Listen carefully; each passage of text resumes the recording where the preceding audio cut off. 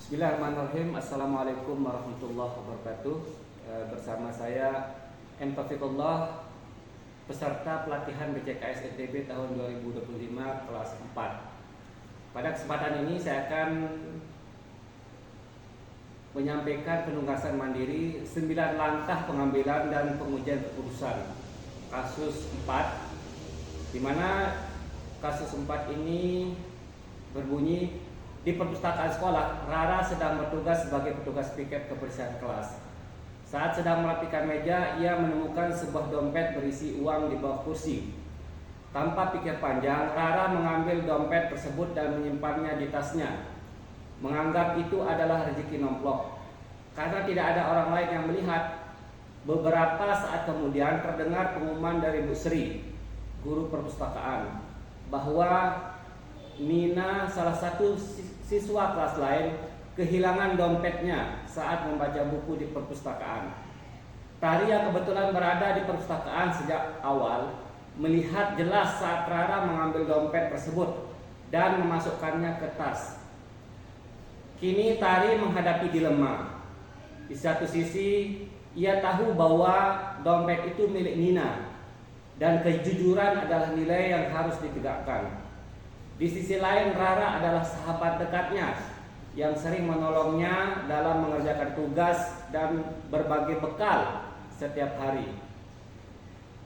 Jika Tari melaporkan hal tersebut atau menegur Rara, besar kemungkinan hubungan mereka akan rusak dan Rara tidak akan bersikap baik lagi padanya. Pertanyaannya, bagaimana seharusnya Tari menyikapi situasi tersebut?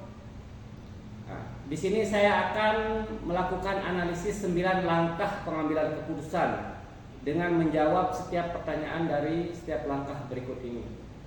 Langkah 1, apa saja nilai-nilai yang saling bertentangan dalam kasus 4? Jawabannya adalah nilai-nilai yang bertentangan dalam kasus ini adalah kejujuran dan kesetiaan. Kejujuran menuntut Tari untuk bertindak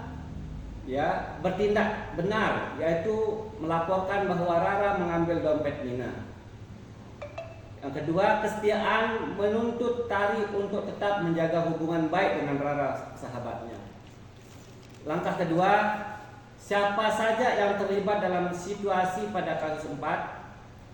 Jawabannya adalah pihak-pihak yang terlibat dalam situasi ini adalah yang pertama Tari, siswa yang mengetahui kebenaran dan menghadapi dilema moral. Kemudian ada Rara, siswa yang mengambil dompet dan merupakan sahabat Tari. Kemudian ada Nina, pemilik dompet yang kehilangan barangannya. Dan yang terakhir adalah Bu Sri, guru pustakawan yang mengumumkan kehilangan dompet dan bertindak sebagai figur otoritas. Langkah yang ketiga, fakta apa saja yang relevan dengan situasi pada kasus 4? Jawabannya adalah fakta-fakta yang relevan adalah Rara menemukan dompet berisi uang di bawah kursi. Kemudian Rara mengambil dompet tersebut dan menyimpannya di tasnya. Tari melihat langsung kejadian tersebut. Nina adalah pemilik dompet yang kehilangan barangnya. Rara dan Tari adalah sahabat dekat. Rara sering membantu Tari mengerjakan tugas dan berbagi bekal. Tari takut jika ia melaporkan, hubungan persahabatannya dengan Rara akan rusak. Langkah yang keempat, pengujian benar atau salah yang mana bisa dilakukan? Jawabannya adalah pengujian yang bisa dilakukan adalah uji legalitas dan uji regulasi atau aturan. Meskipun tidak ada aturan sekolah tertulis yang secara spesifik melarang mengambil barang yang ditemukan, tindakan Rara adalah salah satu cara secara moral karena itu salah. Karena itu adalah tindakan mencuri. Secara hukum, mengambil barang yang bukan milik kita dan tidak berniat mengembalikannya adalah tindakan yang melanggar hukum.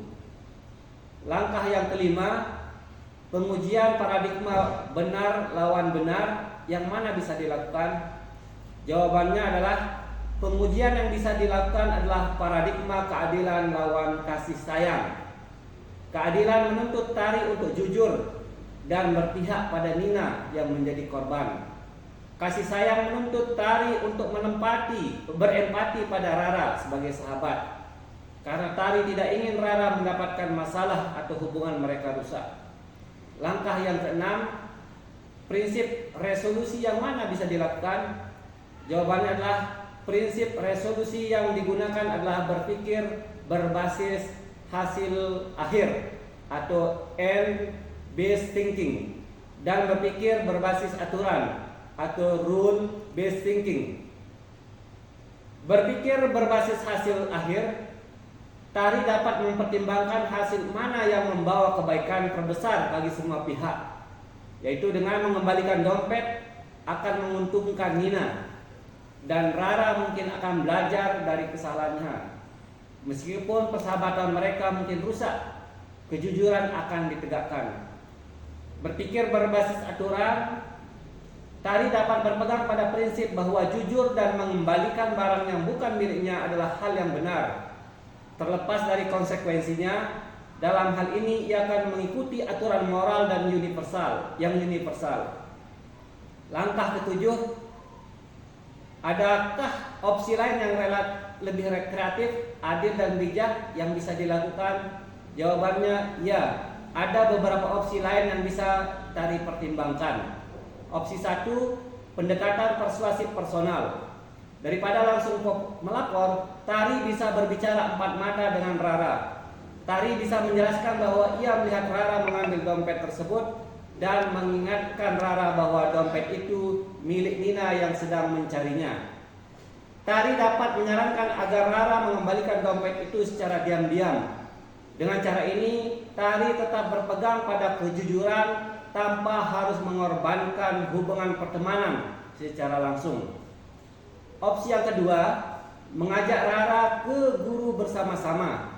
Tari bisa menawarkan diri untuk menemani Rara berbicara dengan Bu Sri atau Nina untuk mengembalikan dompet. Tari dapat meyakinkan Rara bahwa tindakan yang benar adalah mengembalikan barang tersebut dan ia akan mendukung bahwa tindakan yang benar adalah mengembalikan barang tersebut. Dengan begitu, Tari menunjukkan kesetiaannya atau loyalitasnya sambil tetap menegakkan kejujuran. Dan langkah yang ke-8 adalah apa keputusan akhir yang ibu bapak ambil sesuai dengan analisis kasus 4? Jawabannya adalah keputusan terbaik adalah memilih opsi 1, berbicara secara pribadi dengan Rara. Keputusan ini paling adil dan bijak karena pertama, menegakkan kejujuran. Tujuan utama yaitu kembalinya dompet pada pemiliknya tercapai. Yang kedua, menjaga hubungan atau kesetiaan.